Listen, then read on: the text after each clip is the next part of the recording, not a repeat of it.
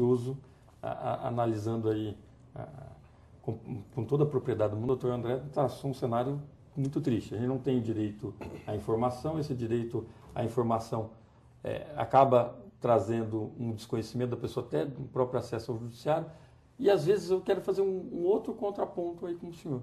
Será que isso também não é uma das grandes causas do enorme volume de processos no judiciário? Na medida que ela também não sabe o direito, ela também não deve saber o dever.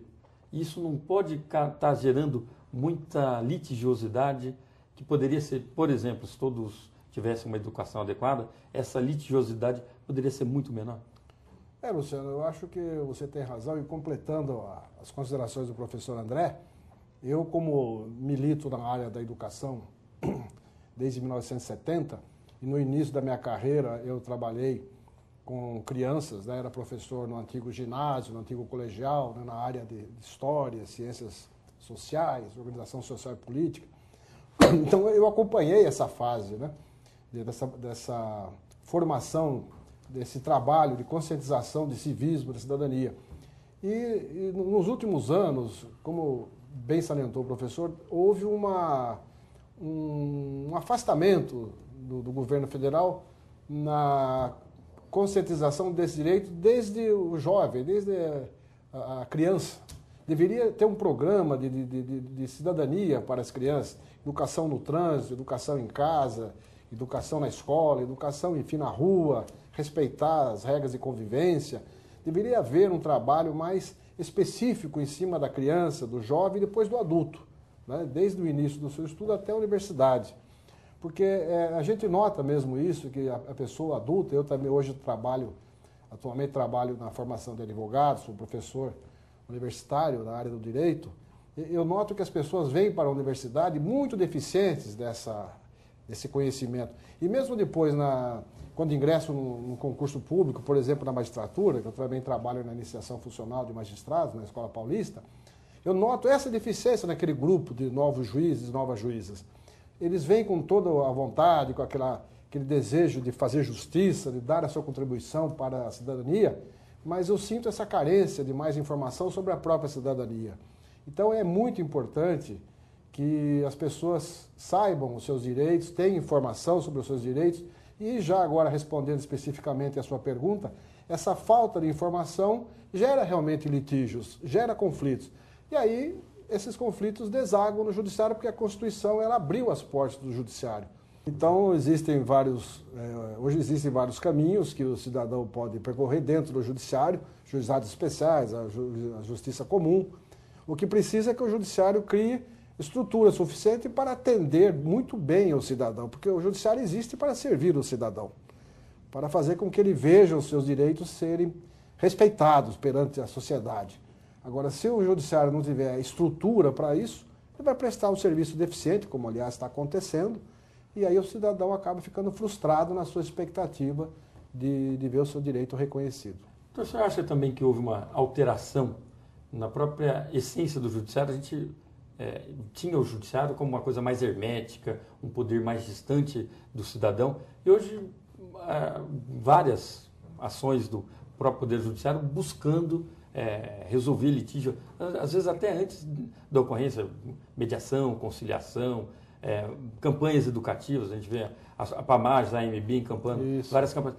Você acha que houve essa mudança na medida que a Constituição trouxe o judiciário para a cena?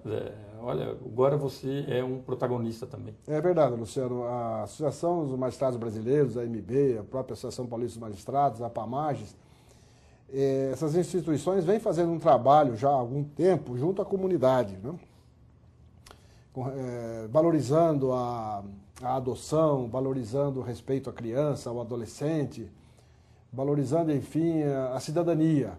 E esse é um trabalho que começou a partir dos ideais corporificados na Constituição e que vai se desenvolver ao longo do tempo, né?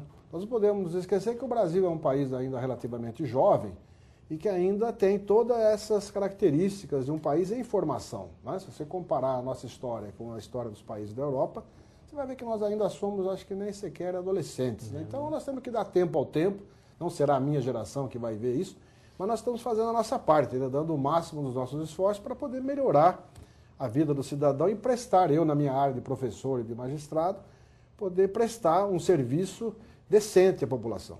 Tá certo. Doutores, vou pedir licença para os senhores. Nós vamos para um rápido intervalo e já voltamos. Estamos de volta com Frente a Frente com a Justiça Especial, uma coprodução entre a Pamages e TV Mackenzie, abordando os 20 anos da Constituição e os direitos fundamentais.